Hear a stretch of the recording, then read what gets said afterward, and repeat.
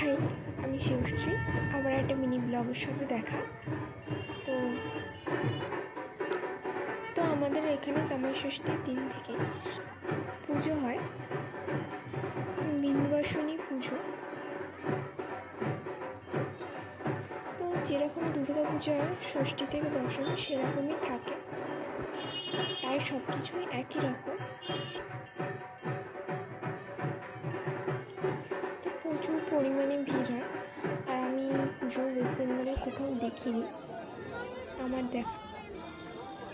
তো এই দিন ছিল অষ্টমী। অষ্টমীর দিন প্রায় রাত্রি 8:30-9টা বাজে, তখন এই পরিমাণে ভিড় ছিল। তো আমার বাড়ির সামনেই, যেহেতু প্রত্যেক দিনই যাওয়ার চেষ্টা করেছি।